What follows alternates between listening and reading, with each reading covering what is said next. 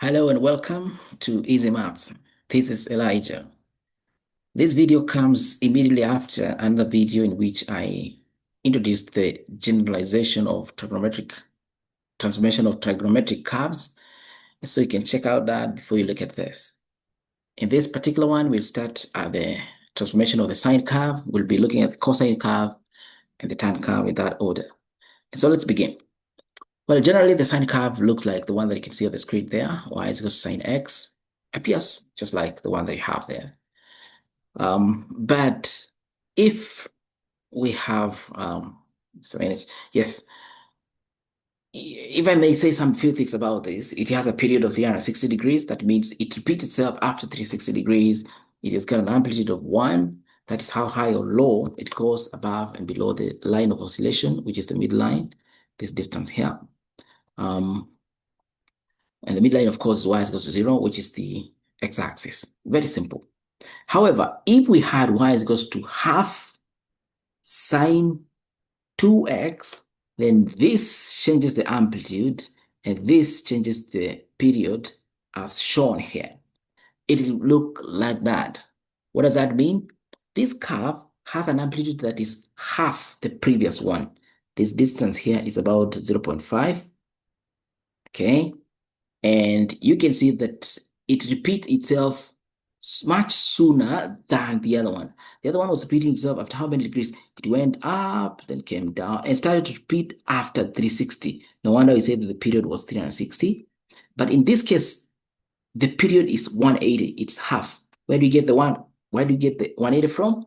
It is what we were saying in that video, 360 divided by the value of b, in our case 2, which is these 2 here. And there it is. And so we can say that the period is 180, the amplitude is half, and of course the midline is still y is equal to 0. So no change there. Moving on to another one, y is equal to sine half x minus. Now please notice something here. I think I should mention from the previous video, sorry, from the previous example, this one here is a function that affects the y, is a stretch along the y. This is a function that affects the x, is a stretch along the x-axis. And again, this is something that affects the x, but this one also, now again affects the y. Should always, I don't know, think about it that particular way. So looking at this particular function here, please notice that it appears like that. What do you see? Now, when we had 2 here, the period was 180. When we have half, it looks like twice the one we had at the beginning, because it looks like this graph will go like, if I should say, this part looks like that part. And how many degrees is it? This one is 180 degrees. The other one is 360 degrees up to this particular point. So that means that when it goes down and comes up again, this degree here will be 720 degrees. So you may need to think about it that way. So what's the period? Again, it's 720. Why is it 720? It is it is 360 divided by half, which is 360 times 2 over 1, which is 720 degrees. Yeah, the amplitude, what's the amplitude? Well, the amplitude is 1 because, it changes from this line here. Y is equal to negative 0.25. This distance here, it's about 1. And the midline now changes. It's negative 0.25. Please notice that it has been pushed downwards, again, according to what we said in that previous video. Yeah, the last one, y is equal to sine, in brackets, x plus 30. So now we have what we call the phase angle, plus 30. What do we have there? Please notice that it looks like that. And there's a distance between the two here. This distance here is got to be the 30 degrees. And where do you see it best? Maybe around these points, 360, 330. You see that? 180, 150. And of course, I think we also have 0 and negative 30 degrees there. So that's helpful for us. What should you say there? The period is still 360. Okay. The amplitude is still 1, but now we have a midline, which is 0, but there's something I didn't capture there. The phase shift. I think I should have had it here. Would have a phase shift, which is in our case minus 30. The green curve moves this direction, negative 30 degrees. Is that simple? I think it is, and there it is. That's about the sine. Let's turn to the cosine. Here it is. A normal cosine curve would look like what we have on the screen there. But if we think about the period, amplitude, and midline, they are just like we have done for the sine. Period is 360, amplitude is 1, midline is y is equals to 0. What about y is equals to 2 cos 3x? Please notice that this one affects the amplitude, this affects the period, and so this is how the curve should look like. How does the 2 affect it? Instead of moving from just this point to 1, it moves from this point to 2. So it's 2 or twice as far, a stretch along the x, or you like stretch about the y. What about cos 3x? That one gives us something like this. We have 360 divided by 3 to give us its period. And so originally the period was 360, but this time around it's about how many degrees? Let's see. It's moving from here, going down, coming up to this point. Sorry. It's not up to that point. Actually, it's from this point to this point. It's at this point it starts to repeat itself, and it's about 120. And notice that 120 is a third of 360. Very nice there. So you can see it there. And yeah, period is 120, amplitude is 2, midline is still y is equals to 0. What else shall we say? Maybe a third function, y is equals to cos a third, x plus 1. Well, again, this affects the what, the face angle, no, the stretch along the x. So stretch about the y. And how does it look like? The period will be 1080. How do you get that? It'll be 360, 60 degrees. We're dividing that by 1 over 3.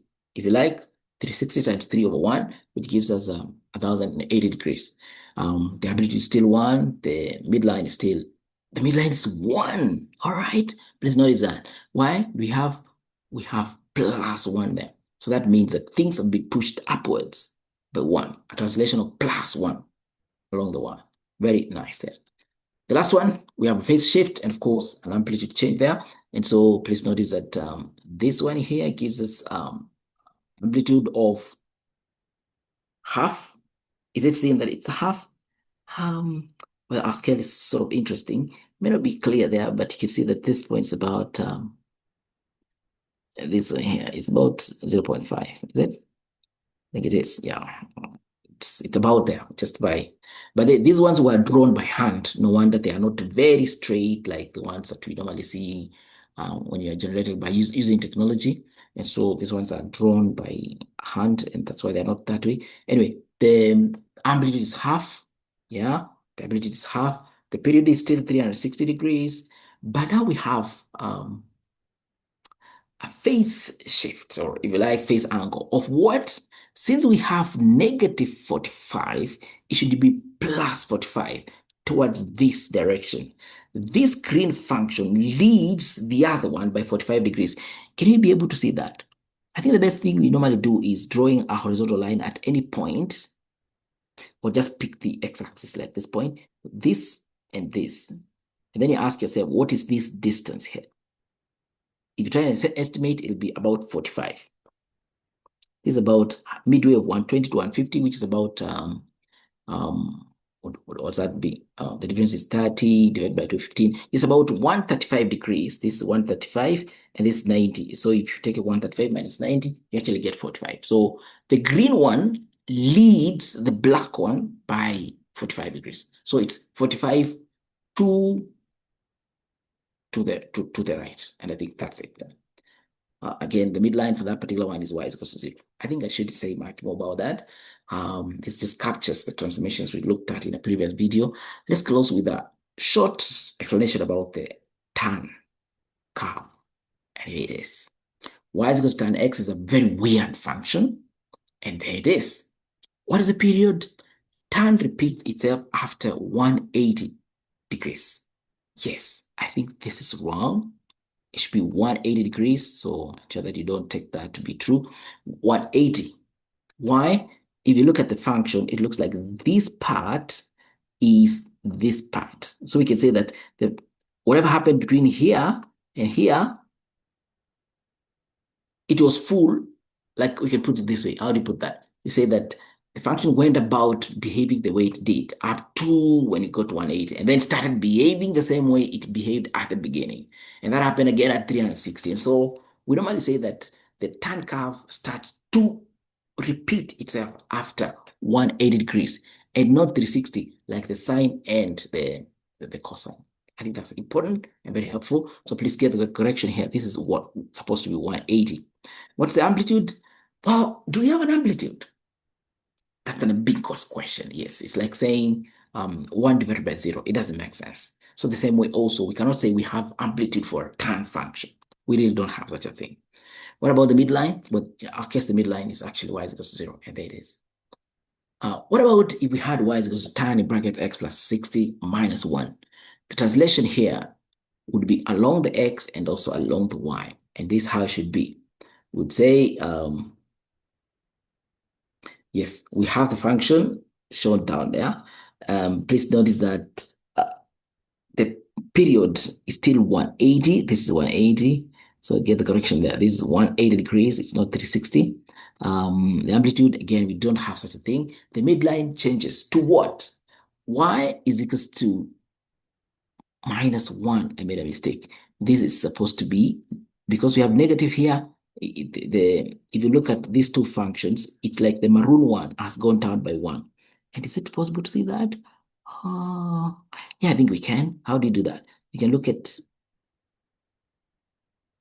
say, and now there's an issue because of the plus 60, which takes the function this direction by negative 60 degrees. And so we may not see the actual movement along the y, but if you look at 2 points that are sort of appearing similar, we have something like what?